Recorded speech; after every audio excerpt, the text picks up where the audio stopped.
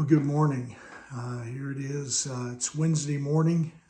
We've reached the halfway point of another week. Of course, today is Hump Day.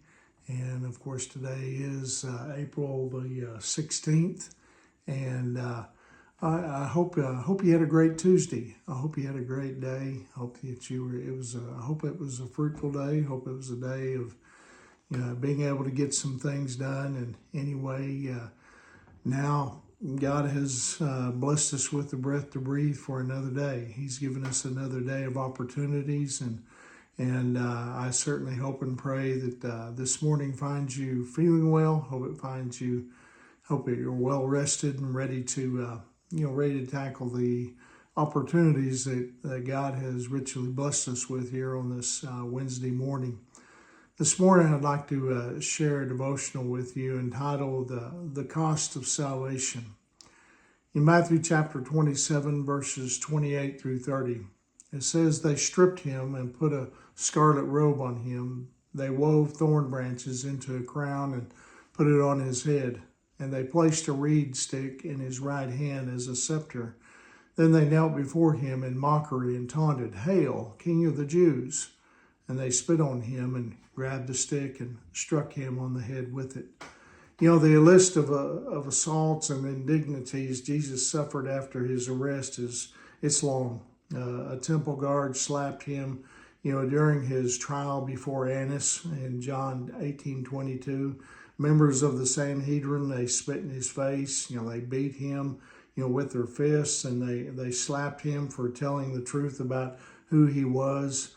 Which they considered blasphemy. And in Matthew 26:62 through 67, Herod and his soldiers, they mocked and they ridiculed him in Luke 23:11.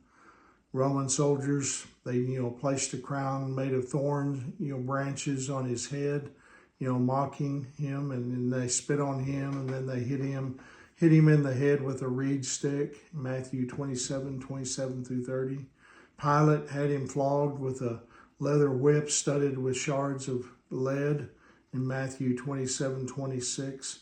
Near death already from his beatings and torture, Jesus was forced to carry a heavy crossbeam to Golgotha, the site of his crucifixion in John 19:17.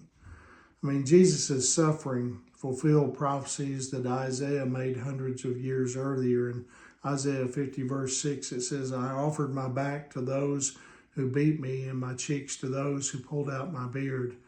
I did not hide my face from mockery and spitting." And then in Isaiah 52:14, it says, "But many were amazed when they saw him.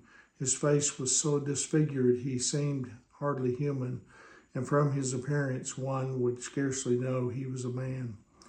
With this Good Friday, perspective in mind, let's look at the words that Jesus spoke to his disciples in Matthew 16:24. "If any of you wants to be my follower, you must give up your own way, take up your cross, and follow me."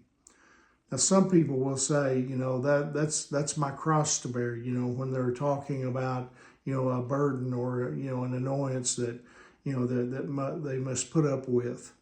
But you see, that's not what Jesus was talking about here. To take up your cross is to be willing to sacrifice everything, even your life, in order to follow him.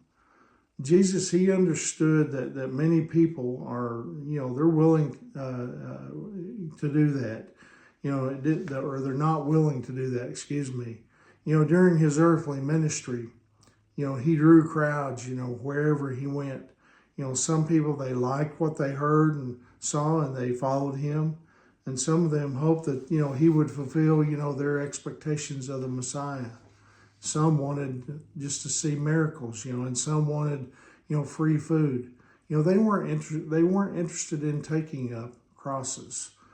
Jesus' command, weeds out the pretenders.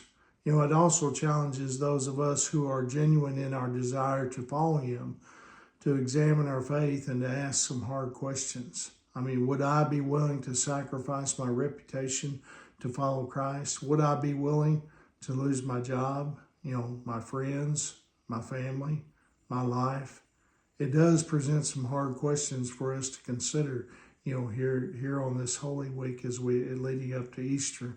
But I want to leave you with this question in particular to reflect on today. What does taking up your cross and following Jesus look like in your life today? I really hope you have a wonderful day, but I do hope you reflect on that, think about that today. And but remember, Angie and I, we love you guys, and we're praying for you. And Lord willing, I'll see you tomorrow morning. God bless you.